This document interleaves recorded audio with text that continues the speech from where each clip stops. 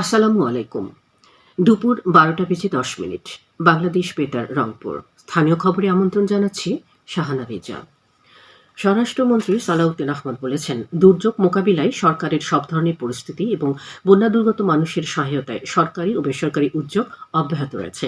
গতকাল কক্সবাজারের চকরিয়া উপজেলার ফাঁসিয়াখালী এলাকায় বন্যা দুর্গতদের মাঝে ত্রাণ বিতরণকালে তিনি এসব কথা বলেন।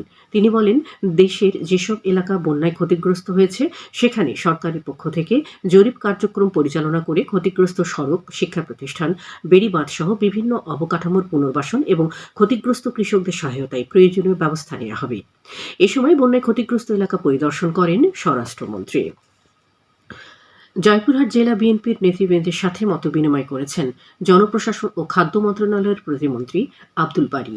গতরাতে জেলা বিএনপি কার্যালয়ে আয়োজিত অনুষ্ঠানে সভাপতিত্ব করেন জেলা বিএনপির আহ্বায়ক গোলজার হোসেন। মতবিনিময় সভায় প্রতিমন্ত্রী বিএনপি ও অঙ্গ সংগঠনের নেতাকর্মীদের বিভিন্ন সমস্যা শুনে পরামর্শ প্রদান করেন।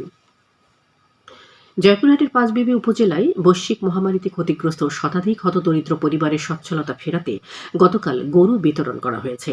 বেসরকারি সংস্থা এসডিএসির উদ্যোগে সংস্থাটির কার্যালয় চত্বরে আয়োজিত অনুষ্ঠানে প্রধান অতিথি ছিলেন জনপ্রশাসন ও খাদ্য প্রতিমন্ত্রী মোহাম্মদ আব্দুল বারী।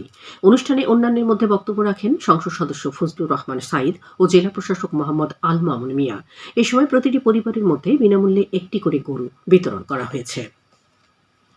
বৃক্ষরোপণে সাজাই দেশ, সবার আগে বাংলাদেশ, এ প্রতিপাদ্য নিয়ে রংপুরে পক্ষকালব্যাপী বিভাগীয় বৃক্ষ মেলা গতকাল শুরু হয়েছে। স্থানীয় সরকার বিভাগের পরিচালক মোহাম্মদ আবু জাফর রংপুর জেলা স্কুল মাঠে আয়োজিত এই মেলার উদ্বোধন করেন। জেলা প্রশাসক মোহাম্মদ রুহুল আমিনের সভাপতিত্বে উদ্বোধনী অনুষ্ঠানে অন্যান্যের মধ্যে বক্তব্য রাখেন রংপুর ৫ আসনের সংসদ সদস্য অধ্যাপক গোলাম রব্বানী। জেলা প্রশাসন ও সামাজিক বন বিভাগের উদ্যোগে এই মেলায় বিভিন্ন নার্সারি এবং বন ও কৃষিভিত্তিক প্রতিষ্ঠানের ৬৫টি স্টল অংশ নিচ্ছে। এদিকে জয়পুরহাটের শহীদ ডাক্তার আবুল কাশেম ময়দানে গতকাল থেকে শুরু হয়েছে ১০ দিনব্যাপী বৃক্ষরোপণ অভিযান ও বৃক্ষ মেলা।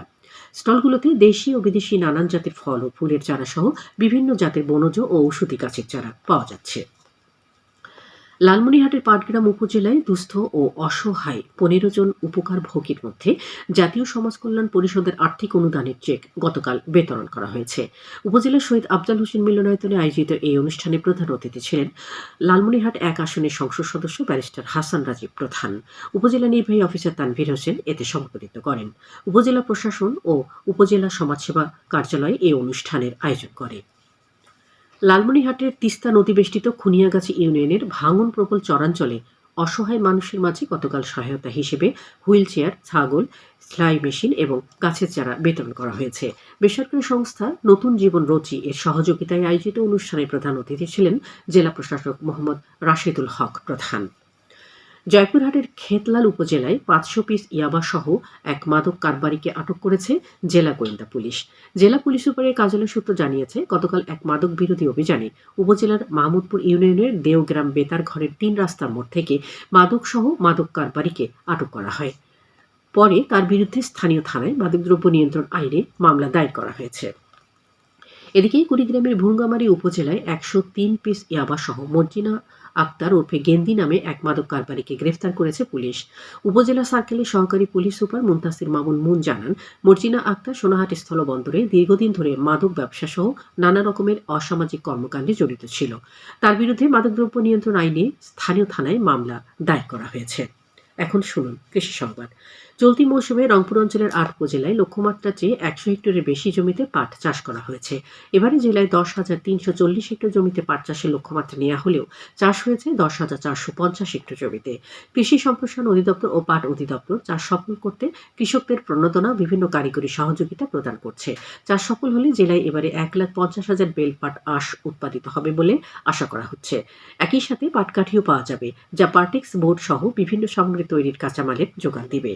সবশেষে আবহাওয়া।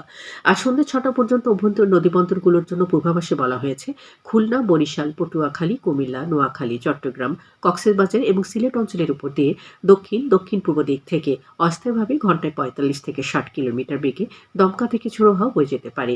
সেই সাথে বৃষ্টি অথবা বজ্রসহ বৃষ্টিপাতের সম্ভাবনা রয়েছে। এসব এলাকা নদীবন্দর সমূহকে ১ নম্বর সতর্কতা সংকেত দেখাতে বলা হয়েছে। খবর শেষ হলো। আমাদের পরবর্তী স্থানীয় খবরে প্রচারিত হবে বেলা ২টা ৫ মিনিটে।